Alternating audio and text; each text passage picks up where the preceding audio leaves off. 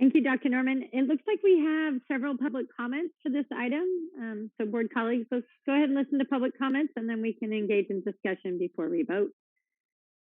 Okay, so we have actually two people, Emily Wichman and Katie Taylor.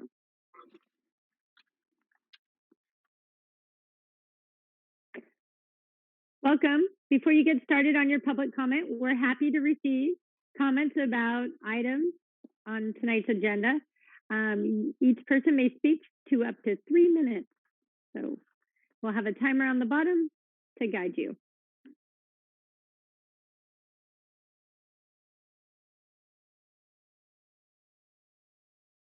So Emily, I believe you're first. Oh, okay, thank you. I will rephrase an email I sent to board members on 9/11 because of the financial impact on the budget and the need to cut $8.3 million for the 23-24 school year. I was on the board as well as Mike when we voted for social emotional learning, SEL. I was on the board. Since then, I noticed that it's morphing and all-encompassing, surveying, assessing, asking personal questions to all children in the district. Also noted is hiring a directorate coordinator, two secretaries in the Office of Equity, Diversity, and Inclusion. This office for salaries and compensation alone is $464,685 per year without any mention of helping students attain their academic goals or potential. From 2021 to 23, the district will be paying Panorama Education $105,000, Epic Education $90,000, plus another $92,900 to Panorama. None of the contracts express ways to improve academics by their many surveys, assessments, and data collecting for a total so far of 1.6 for 3 minutes.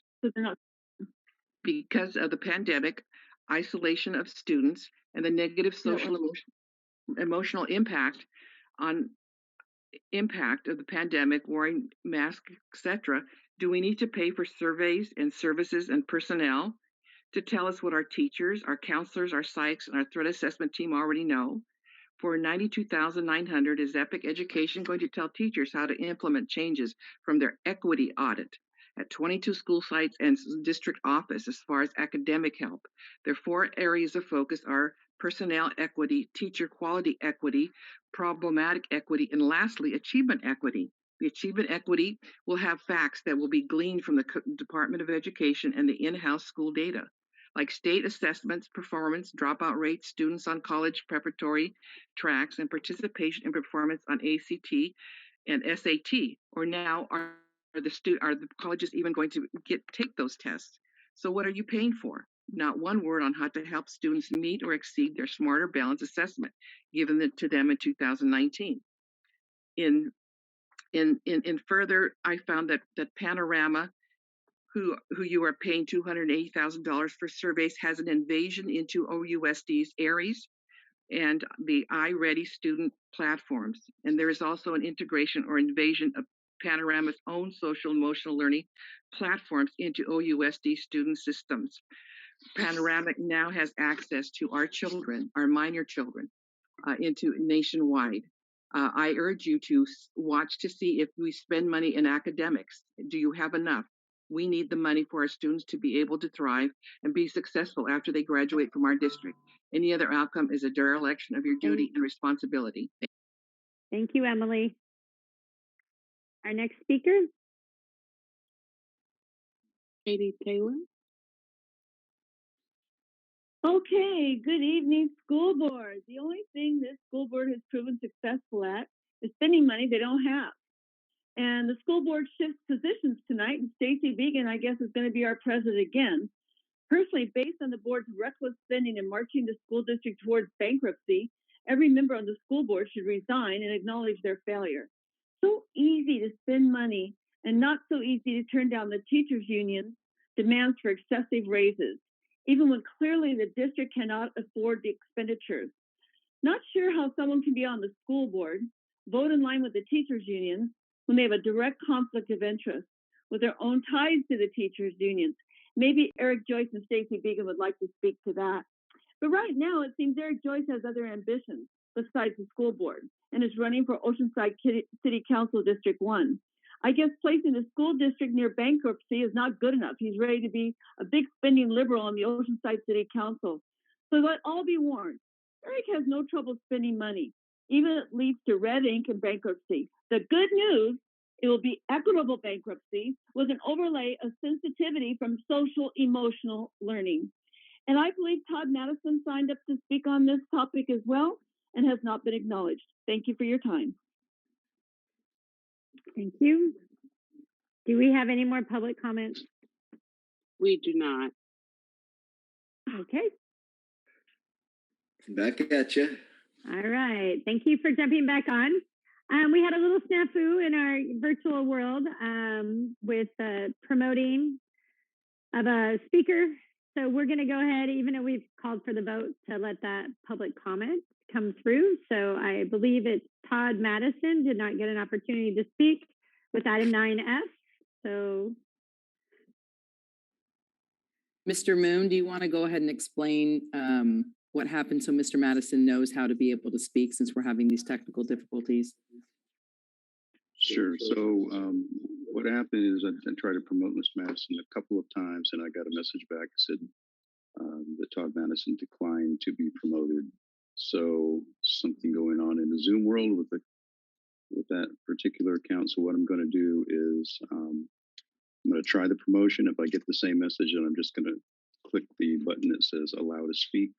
So our board operator won't start the clock until Mr. Madison's actually speaking. So Todd, if you would just hang for just a minute while I press a couple of buttons. Let's see what happens here.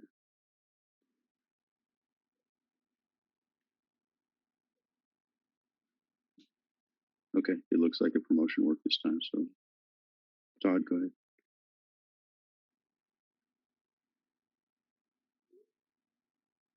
you're on, Todd.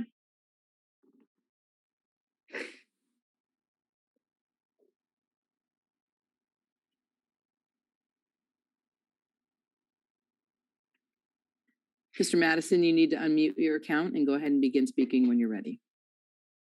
Thanks. Thank you very much. So thank you very much for the accommodation. Sorry for the Zoom snafu. I don't know what happened there. I didn't see anything on my end until this time. So who knows, the mysteries of the internet, but appreciate it.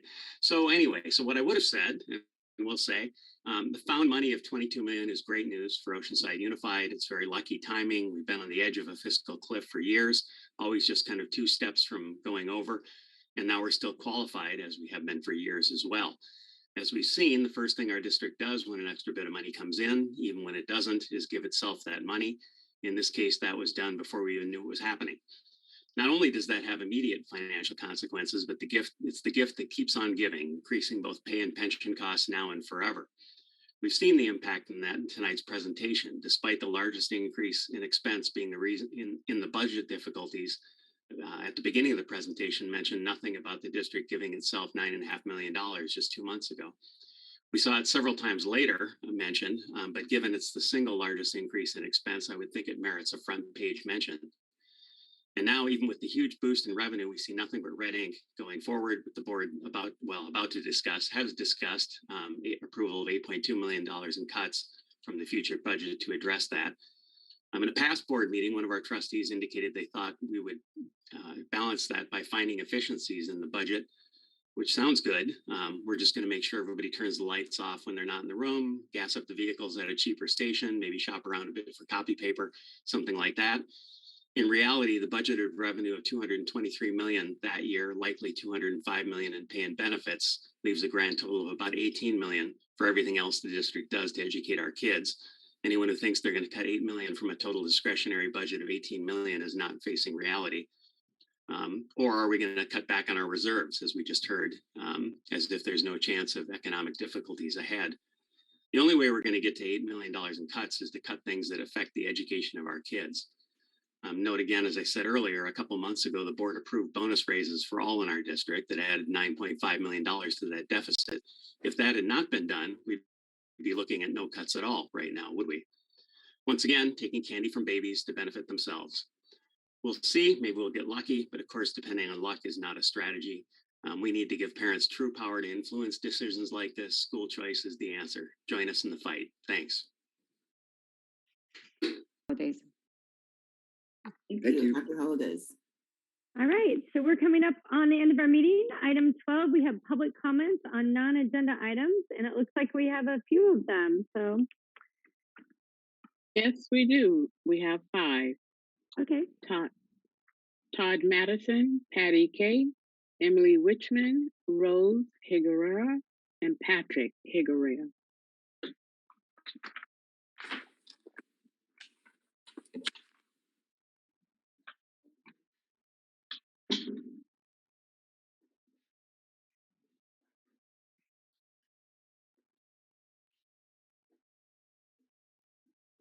All right, as he's promoting you, just a friendly reminder, we're happy to receive comments, but you need to limit them to 3 minutes. Todd Benson, you're up first. All right. Thanks, Greg. Glad the tech worked this time. Appreciate that.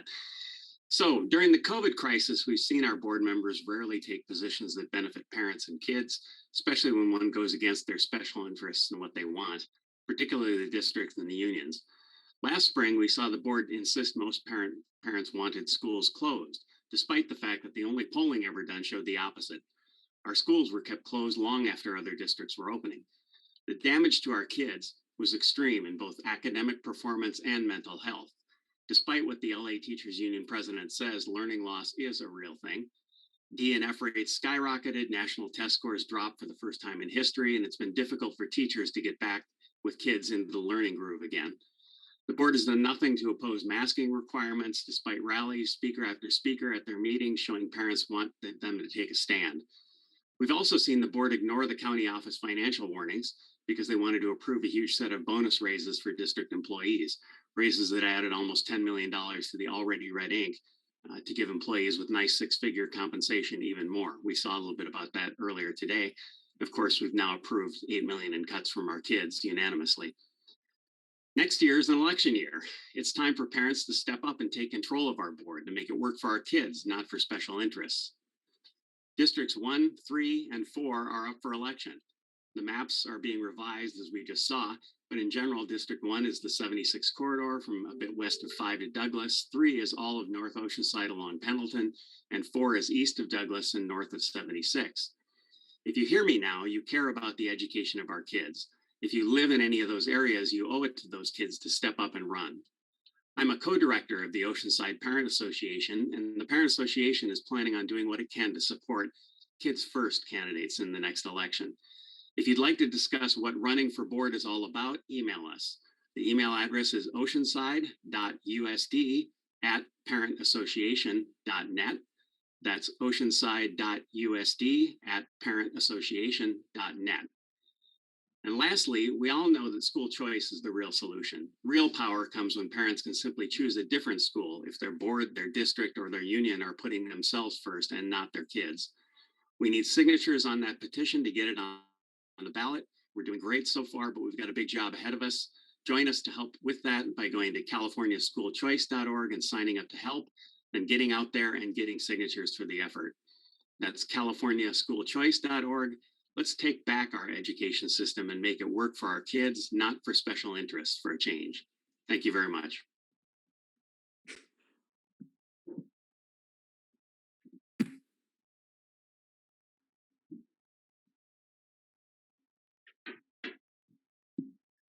Patty Kay.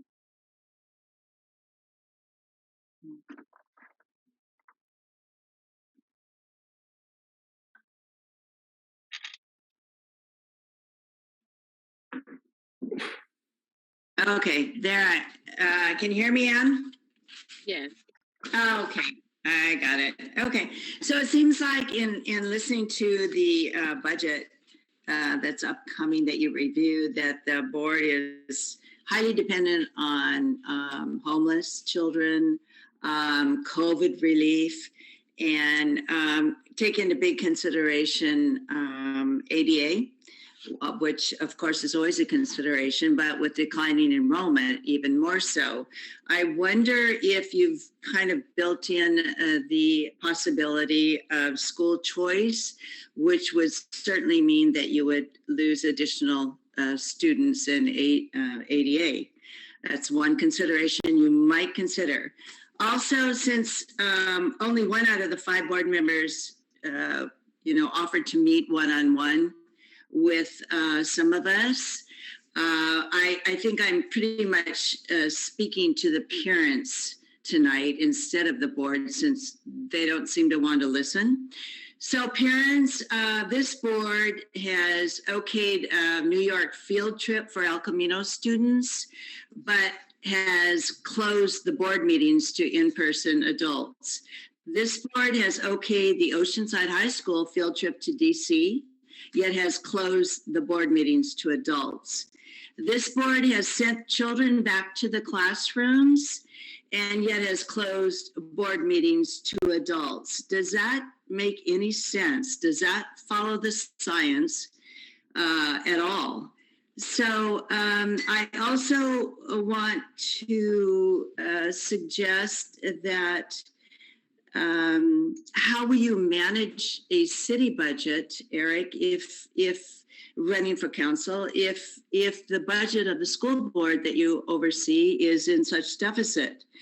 The parents, the school board has sold off school property, valuable property that the city could have used and maybe jointly. They have allowed $400,000 for community schools, which at one time the parents willingly volunteered. It wasn't a state or federal grant. They continually give time and money.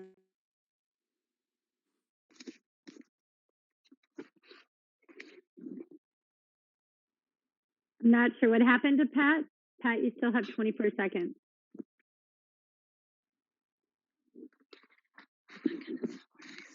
In their educational program. But we are highly leaning towards that, and we will lose the race with China. Eleanor, transgender days, that is, as known, a minority thing.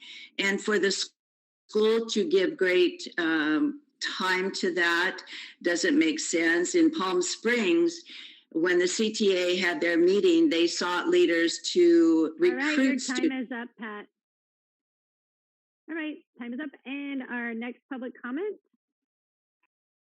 We serve all of our students and make sure that our students who of all populations have a safe place in Oceanside Unified, just to be clear. And in addition, it was on my own time, my own dime. And they were recognizing elected officials all over the county. Next speaker is Emily Wichman.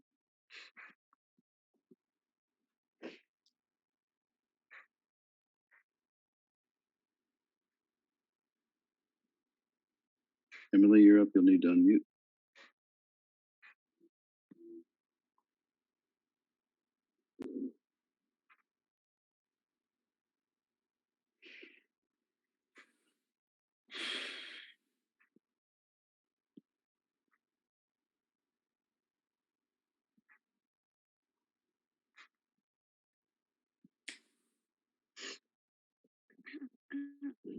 Why is this so hard? All right, let's go to the next speaker, Rosie Higuera. Wait, wait. I was talking. Can I start again? Sure, go ahead, Rosie. Okay. I'm sorry. Okay. I'd like to thank Dr. Lawrence for meeting with me and forming a new ethnic studies committee. Also, Dr. Sparks for answering questions about his equity and cultural proficiency in OUSD in his presentation. Empathy and sympathy, meanings are changing according to Dr. Sparks. I find it disturbing our children are taught to understand empathy as having to feel one's pains and needs. Everyone's? I know it's not healthy psychologically or emotionally to put that burden on our children. Is sympathy not enough to be sorry or sorrowful? Are we disrespecting those who truly suffer deeply by life's challenges, grief, and outcomes? We are offended by thinking others who have not experienced what we have can feel our pain and grief. Those who sympathize with us can do so by their deep sorrow.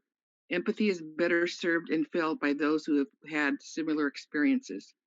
I have asked for information from the Equity and Cultural Proficiency presentation. This information was available to school board members. The response I got from the district was to file a writing in writing a request for records pursuant to the California Public Acts, assisted by the California Equal Rights Foundation. I did request it and got a bunch of legalese, which most of it did not pertain to my request. I am to wait until December 24th for the material I requested. I should have had the information way before Christmas break, relieving staff from doing it over vacation time. It is a sad day for many of us to see our school district hide behind the legalese statutes that many school districts are reverting to, instead of being transparent, open, equitable, and inclusionary, as you have proudly proclaimed, and as the honorable superintendents and the school boards who have served before you. Thank you. Our next speaker, Rosie, are you ready? Yes, I'm ready. Okay, so I notice on Dr. Vitelli on the website, this is what you proclaim, that you are an equity champion and that you have adopted policies and practices with a true equity lens that include creating board resolutions that acknowledge OUSD as a safe place for students regardless of their immigration status, ensuring LGBTQ students have safe and supportive spaces on each campus, and supporting her district in adopting an ethnic studies course that reflects the district's demographics. Her breadth and depth of understanding of leading council systems with a student-centered focus is as incredible asset to the work of creating real equity in schools. So there's equity a couple of times in your statement, and LGBTQ. You don't actually represent our community and our values, because we here in Oceanside are for traditional families, for husband and wife, for marriages, for kids that are going to school that are not bombarded with all these policies that you have adopted, and the school board. I noticed a couple of resolutions as well. Resolution number 31, proclaiming that Black Lives Matter. Why are you politicizing our education system when our kids should be learning about our nation's history, our Constitution, reading, writing, math, and arithmetic? Also, your resolution number 5 about immigrants, where they're protected from ICE, they can come and they can study, that you will not discriminate against them, and yet, or harass them, and yet our children and our families are harassed with now this vaccine mandate and this mask mandate for children. Parents, I want you to wake up, and I want you to research 1000covidstories.com. Once again, 1000covidstories.com. Why would you inject your child with an experimental shot when you have no idea what it will do, when COVID has a 99.98% recovery rate? So parents, obviously, Eleanor, she also went to a Transgender Awareness Day remembrance. It is clear that your agenda is for LGBTQ, it is for for safe schools, it's for equity, it's for ethnic studies. All of this stuff is crap that we as families reject in the Oceanside district. And so Mike Blessing, Raquel, Stacy, you're not in the best interest of our children. And we're paying Dr. Vitelli over $270,000 in her salary with benefits, according to the Oceanside News. And for what? For you to destroy the fabric of our society. This is not what we want for our kids. Thank you for your comment.